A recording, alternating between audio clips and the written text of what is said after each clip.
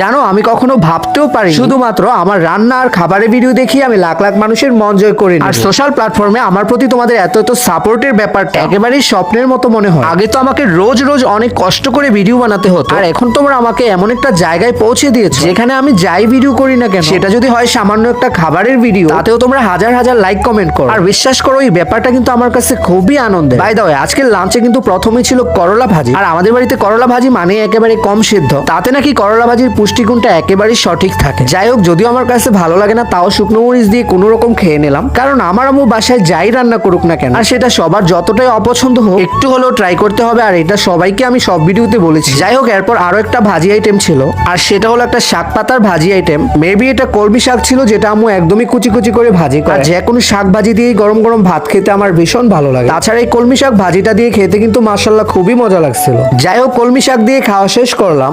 এরপর আরো একটা মজার তরকারি ছিল, আর সেটা হলো আলু দিয়ে গরুর মাংসের ঝোল। মাংসের কালারটা দেখতে তো পুরাই অস্থির ছিল। আমি কয়েক টুকরো মাংস আর এক টুকরো আলু নিয়ে নিলাম। তবে আজকে মাংসের ঝোলটা দেখেই বোঝা যাচ্ছে মাংসটা অনেক মজা হবে, একদম লাল করে ঝাল ঝাল করে রান্না করা হয়েছে। আমি আমার প্লেটে বেশ অনেকটা পরিমাণ গরুর মাংসের তরকারি নিয়ে নিলাম, আর ঝোলের সাথে ভাত মাখিয়ে প্রথমে আলুটাকে ভেঙে নিলাম। আমি তো প্রায় ভিডিওতেই বলি যে মাংসের আলু খেতে আমার ভীষণ ভালো লাগে। মাংসে আলু দিলে টেস্টটা আমার কাছে একেবারেই ডিফারেন্ট মনে হয়। আজকে গরুর মাংসটাও মাশাআল্লাহ এত সুন্দর সেদ্ধ হয়েছে, একদম ধরার সাথে সাথেই খুলে আসছে। আর টেস্টের কথা কি আর বলবো গাইস, যদিও একটু ঝাল হয়েছে তবে খেতে কিন্তু দারুণ। আমার আম্মু সবসময় বাটা মশলাতে গরুর মাংস রান্না করে, যার জন্য মাংসের টেস্টটাও হেভি লাগে। আজকে আমি রাতে কি কি খাইছি সেগুলো তোমাদের সাথে শেয়ার করবো এই ভিডিওতে, তার জন্য তোমাদেরকে পুরো ভিডিওটি দেখতে হবে। তো দেখো, আমি একটু একটু করে আলু আর মাংস মিক্সড করে কতটা মজা করে খেয়ে নিলাম। লাস্টের দিকে আমার পেট অলরেডি ভরে গেছে, তবে আরো কিছু আইটেম বাকি আছে, আর সেগুলো একটু করে নিতে হবে। তো আমি গরু মাংস দিয়ে তো খুবই মজা করে খাওয়া শেষ করলাম। লাস্ট পাতে আমি নিয়ে নিলাম আম ডাল, যেটা আমার আম্মু প্রায় বাসায় রান্না করে কাঁচা আম দিয়ে পাতলা। আজকে খাবারে আমি লেবু নিতে ভুলেই গেছিলাম। এরপর ডালের সাথে একটু লেবু চেপে রস নিয়ে নিলাম, আর ডালে দেওয়া শুকনো মরিচ ভেঙে নিলে খুবই সুন্দর একটা ঘ্রাণ। এবার সবকিছু নিয়ে চটকে মেখে একটু একটু করে ডালের আম খুলে খুবই মজা করে খেয়ে নিলাম। আলহামদুলিল্লাহ, দুপুরের খাবারটা খুবই ভালো ছিল। সন্ধ্যেবেলায় আম্মু সবার জন্য আমড়া মাখা করেছে, একদম টক ঝাল মিষ্টি করে একটা আমড়া মাখা, যেটা আম্মুর হাতে সবাই খেতে অনেক পছন্দ করে। তো সবাই মিলে এই আমড়া মাখা খুবই মজা করে খেয়ে নিলাম। আর বিশ্বাস করো, এই টক ঝাল মিষ্টি আমড়া মাখাটা খেতে কিন্তু দারুণ ছিল। আজকে রাতে আর আমি ভাত খাবো না, তাই ভাবলাম একটু নুডলস রান্না করি। এই মোটা নুডলসটা খেতে আমার ভীষণ ভালো লাগে। কোনো প্রকার সবজি ছাড়াই আমি এটা সাদামাটা করে রান্না করছিলাম। এটা হলো ড্রাগন নুডলস, যেটা রেস্টুরেন্টে রান্না করা, তাই এটা দেখতেও এতটা মোটা। যাই হোক, আমি শুধু ডিম আর মশলা দিয়ে এই নুডলসটা রান্না করছি। বেশ অনেকটা পরিমাণ রান্না করে ফেলছি, বাসার কেউ নাকি এটা খাবে, কারণ এই মোটা নুডলসটা শুধুমাত্র আমিই খেতে পছন্দ করি। যাই হোক, অলরেডি রাত বাজে 12টা, আর আমি এখন বসে বসে এই গরম গরম নুডলস খাবো। যদিও একেবারেই সাদামাটা, তবে টেস্টটা কিন্তু বেশ ভালোই ছিল। আমি তো একা একা বসে খুবই মজা করে খেয়ে নিলাম। একটু টমেটো কেচাপ হলে হয়তো ভালো হতো, তবে আজকে বাসায় ছিল না, তাই আমি সাদামাটা নুডলস খেয়ে নিলাম। বাই দ্য ওয়ে, আমার নুডলস রান্নাটা তোমাদের কাছে কেমন